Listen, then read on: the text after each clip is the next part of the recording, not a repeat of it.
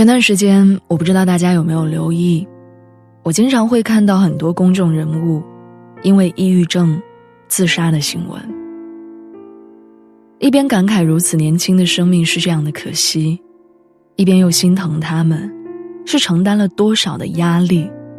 和不为人知的痛苦，才能割舍最爱的亲人和光明的未来，选择一走了之。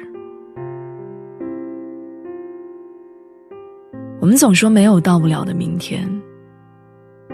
可对于有些人来说，那是他们不想去的明天。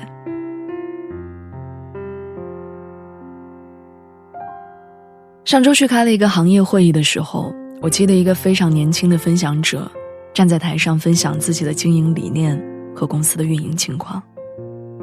满脸都是自信。2017年他的销售额更是让人惊叹。后来他低声说了一句，我已经半年没有好好睡觉了，医生告诉我，我得了焦虑症。有人总说，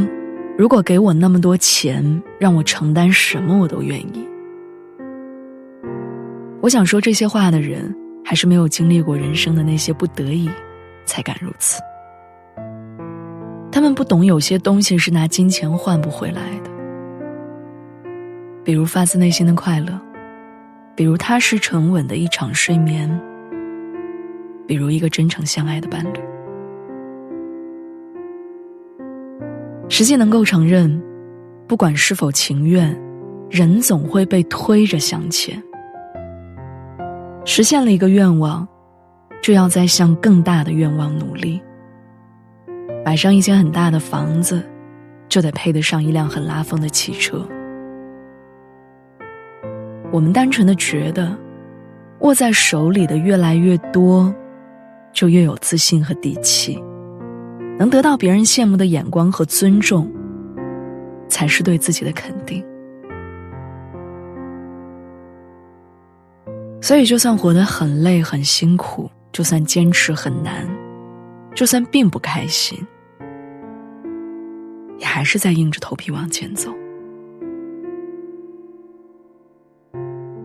我们生活的这个社会永远在宣扬正能量，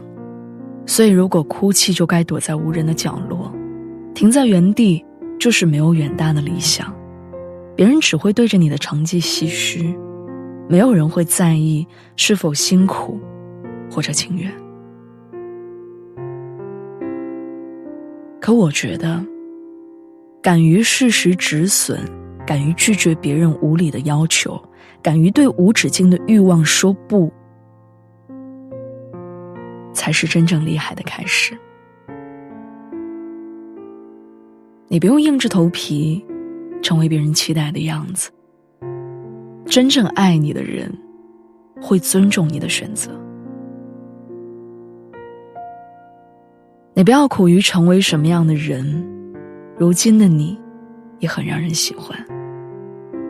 虽说不逼自己一把，你永远都不知道自己能到哪里，但能力范围之外的负重奔跑会耗尽你本来就有的能量。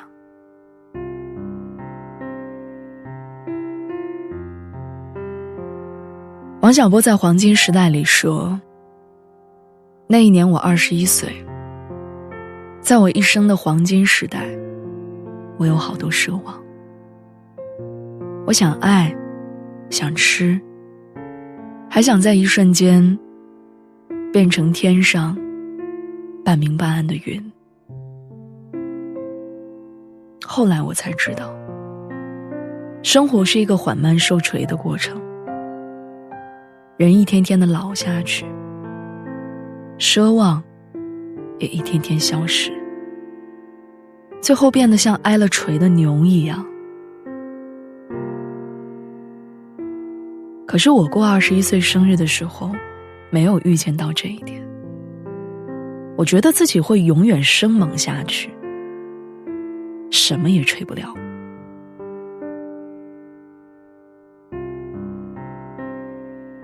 年轻的时候，我们对未来充满了野心和幻想，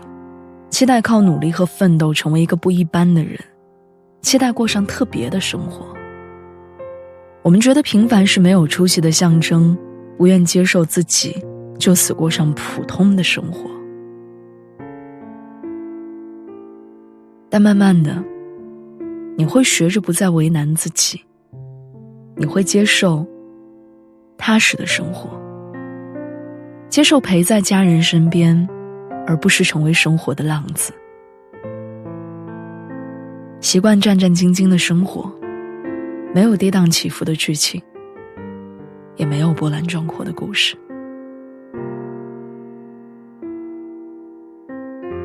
生活挺不容易的，有人鼓励你不要放弃，有人劝你坚持就是胜利。我所理解的坚持和努力，是基于个人梦想和能力的付出，也许会艰难，也许会失败，但你也甘之如饴。生活就是这样，没有办法按照你的期望去过成你满意的样子。我们要练习放低身段，练习掌握分寸感，练习收起任性，练习可能不被认可，不被喜欢。